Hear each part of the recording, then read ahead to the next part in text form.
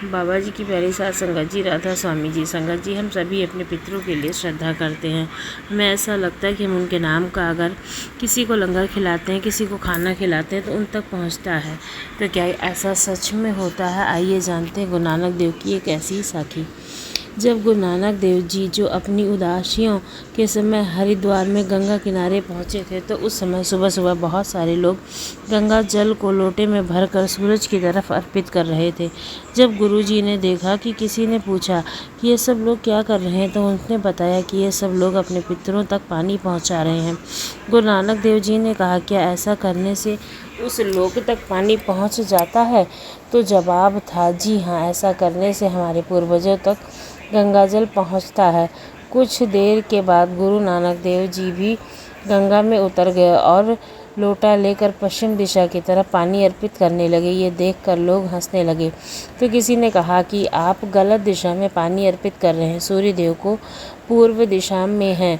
गुरु जी ने कहा, मैं जानता हूँ सूर्यदेव पूर्व दिशा में है, लेकिन मेरे खेत पश्चिम दिशा में है और वहाँ सूखा पड़ा है, इसलिए मैं यहाँ से पानी भेज रहा हूँ। ये सुनकर सब लोग हंसने लगे और कहने लगे कि क्या यहाँ से इतनी दूर से आपके खेतों तक पानी पहुँच जाएगा?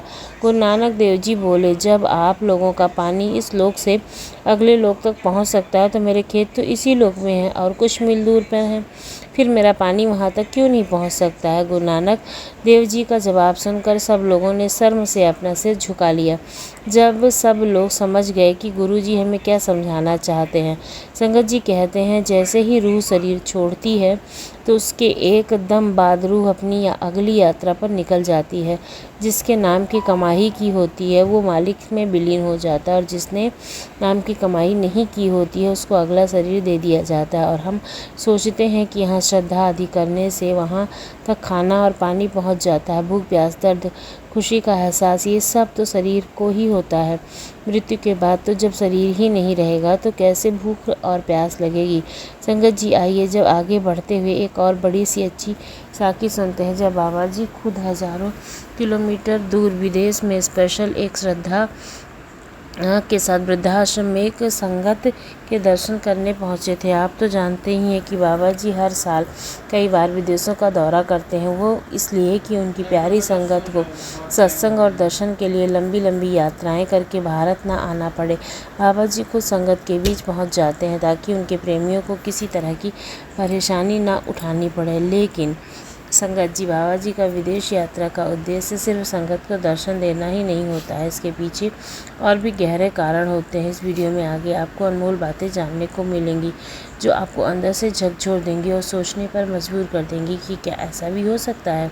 इसलिए मेरी आप सबसे प्रार्थना है कि इस वीडियो को अंत तक जरूर देखिए। चलिए सबसे पहले उस प्यारी घटना की ओर चलते हैं जब बाबा जी एक बार विदेश के एक वृद्धाश्रम में पहुंचे। हुआ यूँ कि बाबा जी ने वहाँ की संगत को सत्संग के दर्शन दिए और सत्संग संपन्न होने के बाद दोपहर के समय बाबा जी ने अपने ड्राइवर साहब से कहा, आओ थोड़ा बहुत घूमते हैं। ड्राइवर साहब ने आदर से बाबा जी को गाड़ी में बिठाया और बाबा जी के इशारे पर गाड़ी चल पड़ी। बाबा जी जैसे दिशा बताते गए, ड्राइवर साहब उसी तरह से गाड़ी को मोड़ते गए। कुछ यूँ ही चलते चलते बाबा जी ने गाड़ी रुकवाई। गाड़ी वहाँ रुकी जहाँ वृद्धाश्रम था। वृद्धाश्रम के बाहर उस समय कुछ लोग बगीचे में काम कर रहे थे। जैसे ही उन्होंने गाड़ी के में से एक सरदार जी को उतरते हुए देखा, वे लोग हैरान हो गए। पता नहीं उन्हें क्या लगा कि वो काम छोड़कर दौड़ते हुए आश्रम के अंदर भागे। वो सीधे वहाँ एक बुजुर्ग अम्मा के कमरे में पहुँचे। अम्मा एक सच्ची सत्संगी थी जिनके कमरे की दीवार पर बाबा जी की तस्वीर सजी हुई थी। ये अम्मा पहले अपनी शादी के बाद दुबई में रहती थी, लेकिन जब उनके पास कोई सगा संबंधी ना हो तो इस समय वृद्धाश्रम में बाकी बुजुर्ग के साथ रहने लगी थी। वहीं ही की होकर रह गई थी। वो वहाँ संतुष्ट थी क्योंकि सब एक दूसरे से बड़े ही प्रेम से रहते थे। जब बगीचे में काम करने वाले लोगों ने बाबा जी को देखा तो वो दौड़कर अम्मा को बताने पहुँचे कि बाहर सरदार जी आए हुए हैं जिनकी तस्वीर आपके कमरे में लगी हुई है। पहले तो अम्मा को उनकी बात पर यकीन नहीं हुआ। वो बोली, तुम इस तरह से बुढ़िया के साथ मजाक क्यों कर रहे हो? लेकिन वो सब बोले, अम्मा यह सब सच है, भला हम मजाक क्यों करेंगे आपके साथ, हम तो आपकी इतनी इज्जत करते हैं। मगर अम्मा को अब भी विश्वास नहीं हुआ था क्योंकि उन्होंने कभी सोचा ही नहीं था कि सदगुरु खुद उसके पास मिलने आएंगे। तभी रिसेप्शन पर एक महिला वहां आई और अम्मा से बोली, अम्मा जी आपको कोई मिलने आया है। वो रिसेप्शन का इंतज़ार कर रहे हैं। अम्मा ने पूछा, कौन है वो? उस महिला ने बस बाबा जी की तस्वीर की ओर इशारा कर दिया और बता दिया कि वो यही हैं। अब तो उनके होश उड़ गए थे। वो हैरान रह गई थी और उनकी आंखों पर यकीन नहीं हो पा रहा था। जिनका वो बरसों से चित्र पूज रही थी वे खुद ही उनके सामने आकर खड़े थे। साथ संगत जी जैसे ही अम्मा जी की नज़र बाबा जी पर पड़ी वो खुद पर काबू नहीं रख सकी। उनकी आंखों में आंसुओं की धारा बहने लगी। बाबा जी ने बड़े प्यार से उन्हें समझाया, माता तुम रोती क्यों हो?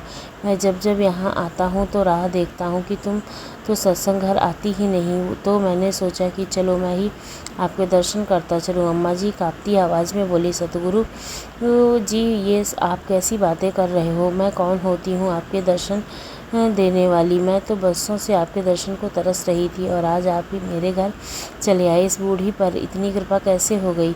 मैं तो समझ ही नहीं पा रही हूँ। आपके इस एहसान का धन्यवाद कैसे करूँ? बाबा जी ने मुस्कुराकर कहा, माता बात तो एक ही है। मैंने तुझे देखा, तूने मुझे देखा, यही तो दर्शनों का सुख है। अम्मा जी की आंखों में आंसू रुक ही नहीं पा रहे थे। बरसों से वो बाबा जी के प्रत्यक्ष दर्शन की प्यासी थी। वृद्धाश्रम में रहते हुए जहाँ कोई दूसरा सत्संगी नहीं था, अम्मा जी को यह भी नहीं मालूम चलता था कि बाबा जी कब उस देश में पधारेंगे, कब सत्संग होगा। अम्मा जी का सिमरन इतना गहरा था कि वो अपने अंदर से ही सतगुरु के स्वरूप को देख लिया करती थी। लेकिन संगत जी अंदर की आँखें तो सच्चे दर्शन से तृप्त हो जाती हैं, पर बाहरी आँखों की प्यास तो तभी बुझती है जब सतगुरु का प्रत्यक्ष रूप सामने आता है। अम्मा जी बरसों से इस दिन की आस लगाए बैठी थी और देखी सतगुरु खुद चलकर उनके पास आ गए। कुछ देर अम्मा जी के पास रहकर बाबा जी वहाँ से रवाना हुए। जब बाबा जी गाड़ी में बैठे तो ड्राइवर साहब ने देखा कि बाबा जी का नूर और भी बढ़ गया है, चेहरा पहले से कहीं अधिक चमक रहा है। वो हैरान हो गए और बोले, बाबा जी वो माता जी ऐसी कौन सी भाग्यशाली थी कि इनके चेहरे की रोशनी इतनी बढ़ गई है? बाबा जी ने बड़े प्यार से कहा, बेटा जब सतगुरु किसी ऐसे प्यारे रूह के दर्शन कर लेते हैं जिसने सच में सच्चे भाव से भजन सिमरन किया हो, तो गुरु का दिल भी अंदर से भर जाता है। उसी खुशी की वजह से ये नूर और तेज बाहर आ गया है। संगत जी आज मैं आपको वो सच्ची घटना सुनाने जा रही हूँ जिसे जानकर आप हैरान हो जाएंगे। इसे समझने के लिए हमें थोड़ा पीछे 1980 के समय में लौटना होगा। वो दौर था जब हुजूर जी महाराज की गद्दी पर विराजमान थे। इस साखी को सुनकर आपको दो बातें ज़रूर समझ आएंगी। पहली ये कि जब गुरु अपना चोला बदलते हैं तो नए गुरु गद्दी पर विराजित होते हैं, तो पहले और नए गुरु में क्या अंतर होता है। और दूसरी, जब कोई आत्मा गुरु की शरण में आने के लिए होती है तो कैसे एक एक कड़ी जुड़ती जाती है और वो आत्मा अपने आप सतगुरु की ओर खींची चली आती है। घटना खुद एक भाई साहब ने संगत के सामने सुनाई थी। वो दक्षिण भारत में रहने वाले हैं। उन्होंने बताया कि जब उनकी पारिवारिक जिम्मेदारियां पूरी हो गईं तो मन बस एक ही ख्याल में आने लगा कि क्यों ना उत्तर भारत में सभी धार्मिक स्थलों की यात्रा की जाए। दक्षिण के लगभग सभी तीर्थों को वो पहले ही देख चुके थे। कई दिन ये विचार मन में पकता रहा और आखिर उन्होंने 2 महीने की यात्रा पर निकलने का निश्चय कर लिया। यात्रा की शुरुआत उन्होंने अमरनाथ से की। वहाँ की ऊंची ऊंची पहाड़ियों को देख उन्होंने भी दूसरी तरफ एक घोड़ा किराए पर ले लिया और मंदिर की ओर चढ़ाई शुरू कर दी। लेकिन कुछ अजीब बात उन्होंने देखी। सभी घोड़े खाई की ओर से रास्ता पकड़ रहे थे। जैसे जैसे उनका घोड़ा ऊंचाई पर पहुंचा, उन्होंने एक बार नीचे खाई की ओर झाँका और उनके होश तो उड़ गए। डर के मारे वो घोड़े पर भी बेहोश हो गए और गिरने लगे। तभी किसी ने उन्हें थाम लिया। उन्होंने महसूस किया कि कोई सरदार जी उनकी जान बचा रहे हैं। जब बाकी यात्रा ही उनकी मदद को दौड़े तो उन्हें होश आया, तो उन्होंने इधर उधर नज़र दौड़ाई, लेकिन कहीं वो सरदार जी नज़र ही नहीं आए। उन्होंने लोगों से पूछा, वो सरदार जी कहाँ गए जिन्होंने मुझे बचाया? सब ने एक जैसा जवाब दिया, यहाँ तो कोई सरदार जी नहीं थे। आप किसकी बात कर रहे हो? वो भाई साहब अचंभे में पड़ गए। उनका चेहरा, उनकी सूरत, उनके मन में बिल्कुल साफ थी, पर वो थे कहाँ ये समझ नहीं आ रहा था। इस घटना को मन में झटक वो यात्रा पर आगे बढ़े। भारत के तमाम धार्मिक स्थलों के दर्शन किए। आखिरी पड़ाव आया अमृतसर के हर मंदिर साहब। उन्होंने वहाँ मत्था टेका और सोचा कि अब यात्रा पूरी हो गई, वापसी का समय है। रात को लौटते ही टिकट की बुक करवा ली। लेकिन देखिए कड़ी कैसे जुड़ती है। टैक्सी वाले ने बातचीत करते करते उन्होंने अपनी यात्रा का जिक्र किया। टैक्सी वाला बोला, भाई साहब आपने उत्तर भारत के इतने बड़े बड़े तीर्थ स्थल देखे हैं, पर एक जगह जाना भूल गए। अगर वहाँ नहीं गए तो समझो यात्रा अधूरी रह गई। भाई साहब को ने चौंक कर पूछा, कौन सी जगह? टैक्सी वाले ने कहा, यहाँ से बस 40-45 किलोमीटर की दूरी पर डेरा ब्यास है, वहाँ ज़रूर जाओ, वहाँ की बड़ी बड़ी मान्यताएं हैं। वो इतना विश्वास से बोला कि भाई साहब की टिकट कैंसिल करवा दी। अगले ही पल वो डेरे की ओर बस पकड़ कर रवाना हो गए। जब डेरा पहुँचे तो वहाँ का माहौल उनके लिए बिल्कुल अनोखा था। ना कोई मंदिर, ना गुरुद्वारा, ना भजन, ना आरती की आवाज़। वो सोच में पड़ गई कि एक ऐसा धार्मिक स्थल है। रात होते को आई। उन्होंने वहीं रुकने का फैसला किया। सुबह नाश्ता करके वो निकलने ही वाले थे कि किसी सेवादार ने कहा, अब एक सत्संग सुनकर ही जाइएगा। वो मान गए और पंडाल में जाकर बैठे। मन में कोई इच्छा नहीं थी संग सुनने को, लेकिन फिर भी वहाँ जाकर बैठ गए। यूं ही बैठे बैठे वो स्टेज की ओर देखने लगे। जैसे ही उनकी नज़र उठी तो आंखें वहीं ठहर गई। स्टेज पर वही सरदार जी विराजमान थे जिन्होंने अमरनाथ में उनकी जान बचाई थी। वो हैरान रह गए, जैसे किसी ने उनकी आत्मा को जगा दिया हो। और उस दिन से वो भाई साहब केवल उस डेरे में नहीं बल्कि सतगुरु के होकर रह गए। इन भाई साहब ने बताया कि उस दिन संगत खत्म होने के बाद वे हुजूर जी से मिलने गए। अजीब बात ये थी कि हुजूर जी ने मुझे मिलने का समय बड़ी सहजता से दे दिया, मानो वो पहले से ही मेरा इंतज़ार कर रहे हों। जब मैं उनके सामने बैठा तो मैं अमरनाथ वाली सारी घटना विस्तार से उन्हें बताने लगा, कैसे उन्होंने मेरी जान बचाई। हुजूर जी मुस्कुराकर बोले, बेटा जो कुछ होता है वो मालिक की रज़ा से ही होता है। सब कुछ उसी की मर्ज़ी का होता है। उसके शब्दों की गहराई में मेरे दिल ने ऐसी छाप छोड़ी जैसे मैंने कुछ तुरंत उससे नामदान की प्रार्थना की। हुजूर जी बोले, अभी समय नहीं आया है बेटा, जब घड़ी सही होगी तब तुम्हें नामदान ज़रूर मिलेगा। तब तक सत्संग सुनो, सेवा करो और उसकी नींव को मजबूत बनाओ। मैंने उनके वचन सिर माथे पर लगाए। उसी दिन से एक सच्चा सत्संगी बनने की राह पकड़ ली।